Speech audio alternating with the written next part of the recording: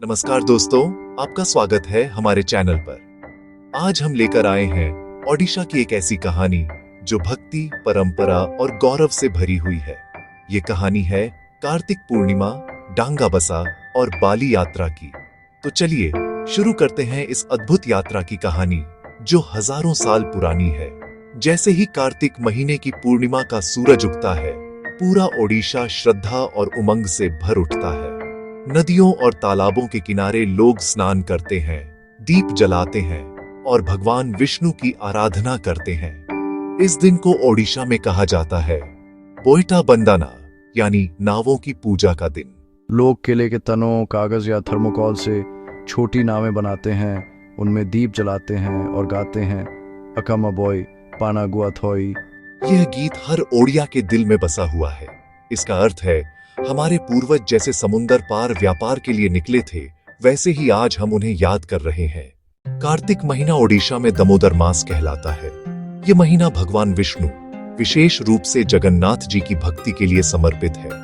भक्तजन पूरे महीने व्रत रखते हैं, मंदिर जाते हैं और कार्तिक पूर्णिमा को स्नान कर व्रत का समापन करते हैं। यह दिन पवित्रता, दान और प्रकाश का प्रतीक है। कहा जाता है कि इस दिन किया गया स्नान और दीपदान व्यक्ति के सभी पापों को मिटा देता है। पुरी में जगन्नाथ मंदिर, महानदी तट के घाट और ओडिशा में स्थित सभी नदियों की घाट सभी इस दिन दीपों से जगमगा उठते हैं।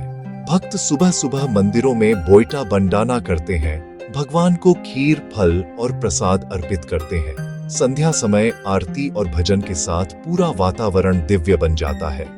कार्तिक पूर्णिमा के दिन से शुरू होता है बाली यात्रा। बाली यात्रा केवल एक धार्मिक उत्सव नहीं, यह ओडिशा की संस्कृति की आत्मा है। यह परंपरा हमारे पूर्वजों की मेहनत, साहस और दूरदृष्टि की प्रतीक है। ओडिशा के कलाकार, शिल्पकार और व्यापारी आज भी उसी भावना से काम करते हैं जो कलिंग के साधवों ने हजारों साल पहले शुरू की थी। दोस्तों, अब बात करते हैं उस भव्य उत्सव की जिसे पूरा ओडिशा बेसब्री से इंतजार करता है, बाली यात्रा। कटक की महानदी के तट पर 60 एकड़ भूमि पर हर साल यह विशाल मेला लगता है। यह केवल मेला नहीं, बल्कि ओडिशा के समुद्री इतिहास की याद है। जब पुराने समय में साधव विदेशों से लौटते थे तो उनके स्वागत में पूरे राज्य में उत्सव मनाया जाता था। उसी परंपरा की याद में आज भी बाली यात्रा मेला आयोजित किया जाता है।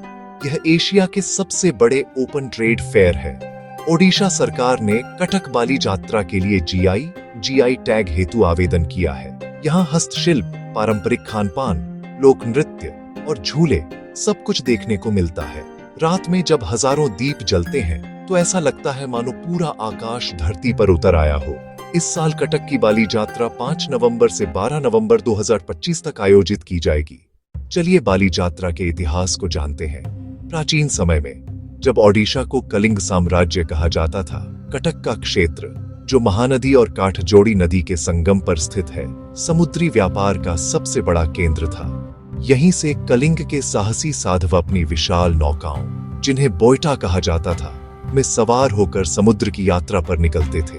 उनका मार्ग कटक से शुरू होकर महानदी के जलमार्ग से बंगाल की खाड़ी में प्रवेश करता था। वहां से वे अंडमान सागर पार करते हुए बाली, जावा, सुमात्रा, श्रीलंका, मलेशिया और थाईलैंड तक पहुंचते थे। इन यात्राओं को आज से लगभग 2000 वर्ष पुराना माना गया है। पुरातात्विक साक्ष्य बताते हैं कि कलिंग के व्यापारी केवल वस्तुओं का व्यापार नहीं करते थे, बल्कि अपने साथ संस्कृति, भाषा, धर्म और कला भी लेकर जाते थे।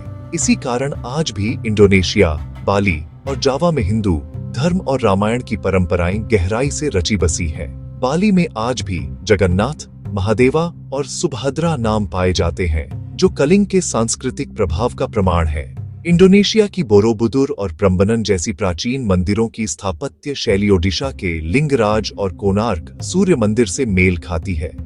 साधव जब समुद्री यात्रा पर निकलते थे तो उनके जहाज में केवल व्यापारी ही नहीं, बल्कि कवि, शिल्पकार और धर्मगुरु भी होते थे।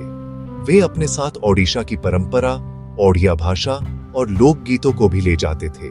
इस तरह कलिंग से बाली यात्रा केवल व्यापारिक नहीं, बल्कि सांस्कृतिक और आध्यात्मिक संपर्क की यात्रा थी।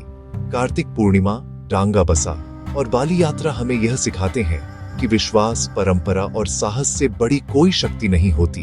हमारे पूर्वजों ने बिना आधुनिक साधनों के समुद्र पार किया, नए रिश्ते बनाए और ओडिशा का नाम दूर देशों में रोशन किया। आज जब हम छोटी नावों में दीप बहाते हैं तो यह केवल पूजा नहीं होती, यह उनके साहस और संस्कारों को प्रणाम होता है। तो दोस्तों, अगली बार जब कार्तिक पूर्णिमा आए तो आप भी एक छोटी नाव बनाइए, उसमें दीप जलाइए और नदी या तालाब में बहाइए। यह दीप उस उजाले का प्रतीक होगा जो हमारे पूर्वजों ने कभी जलाया था। जय जगन्नाथ। अगर आपको यह वीडियो अच्छा लगा हो तो लाइक करें, शेयर करें और चैनल को सब्सक्राइब करना न भूलें। फिर मिलते हैं ऐसी ही एक नई कहानी के साथ।